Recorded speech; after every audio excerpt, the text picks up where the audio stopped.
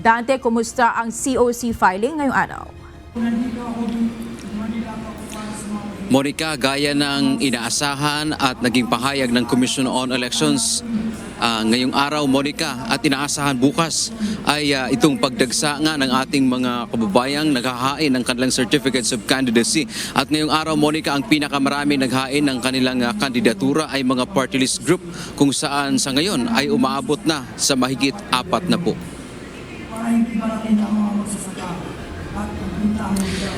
Ilang dating mambabatas ang naghain na ng kanilang kandidatura bilang senador para sa May 12, 2025 midterm elections ngayong araw. Kabilang narito sina dating Senador Emmanuel Manny Pacquiao, Gregorio Gringo Honasan at Bam Aquino.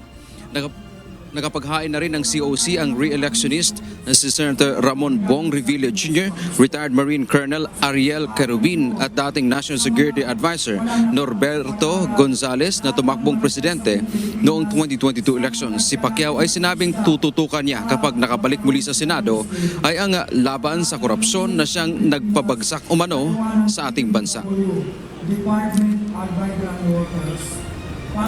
Ako'y naniniwala. Kaya naghirap ang ating bansa, kaya naghirap at nagdusa ang sambayanang mga Pilipino. Maraming mga walang trabaho, bagsak ang ekonomiya natin dahil po yan sa korupsyon. Isusulong naman anya ni Honasan ang mga panukalang batas para sa national security, freedom of information at land use. Ito anya ay kabilang sa kanyang unfinished business kaya muli siyang tumakbo. Pagtutuunan naman ni Aquino na tiyakin na ang mga kabataan lalo na yung mga bagong graduate na makahanap ng kanilang trabaho at libreng kolehiyo. Naghain na rin ng COC sa pagkasenador si retired Marine Colonel Ariel Querubin bilang independent pero suportado anya siya ng Nationalista Party. Ang prioridad nito ay self-reliant na defense posture na ipagtanggol ang ating karapatan tulad sa West Philippine Sea. Hindi natin kaya na nakaupo, nanonood na lang tayo habang paulit-ulit nila tayong inaapi sa West Philippine Sea. Protektahan natin to at ipaglaban ang ating karapatan. Si dating Department of the Interior and Local Government o DILG Secretary Benjamin Benhur Abalos Jr. ay formal na ring naghain ng kanyang kandidatura. Monica, kasama si Abalos sa senatorial slate ng Alyansa para sa Bagong Pilipinas ng Administrasyon dahil nga nakapaghain na siya, Monica, ng kanyang COC ay deemed resigned o itinuturing na siyang nagbitiw sa pwesto. Hihintayin na lang anya ang anunsyo ng Pangulo kung sino ang kapalit sa kanya.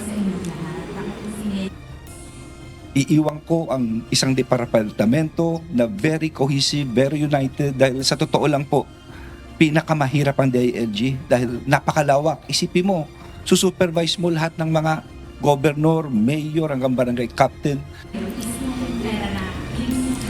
Monica, nag-file na rin ng COC si dating Ilocos Sur Governor Luis Chavez Singson para sa Senado. Samantala, kabilang naman sa mga nakapaghain ng kandidatura na party list group ngayong araw ay ang Bagong Henerasyon o BH Party List. Ayon kay Representative Bernadette Herrera, titiyakin nilang maipatutupad na ang Republic Act 11861 o ito yung Expanded Solo Parents Act.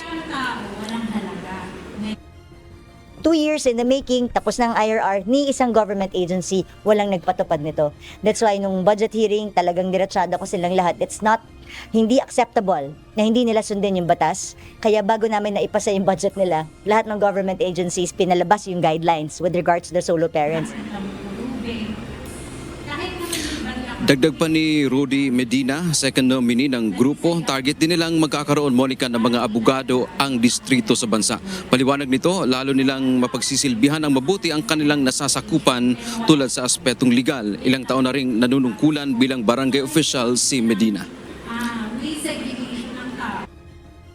Hindi naman kami mga abogado, kaming mga barangay chairman. Wala pang nagpapasa ng ganitong batas, kaya gusto ko sana sa tulong ni Congresswoman Bernadette Herrera makapagpasa kami ng ganitong batas sa Kongreso. Para kaming mga barangay chairman, magkakaroon kami ng kakampi. Kasi kung ang isang bagay, ba't inaagapan natin? So sa ngayon, Monica, ay tuloy-tuloy itong paghahain ng Certificates of Candidacy o COC dito sa Manila Hotel ay yung ating mga kababayang kakandidato sa national positions bilang senador at party list. At gaya nga ng nabanggit natin kanina, tuloy-tuloy pa yung pagdating ng mga iba't ibang party list group.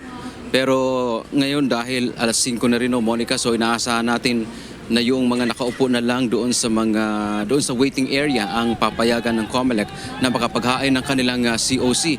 At dahil nga 127 na ang nakapaghain ngayon ng kanilang COC, so inaasahan natin nasa 40 na lamang na mga party list group ang inaasahan natin na bukas na magsusumite ng kanilang kandidatura. At sa pagka-senador naman, Monica, batay sa ating nakuhang impormasyon, mukhang maghahain si dating Senador Kiko Pangilinan ng kanyang kandidatura sa huling COC filing bukas dito sa Manila Hotel.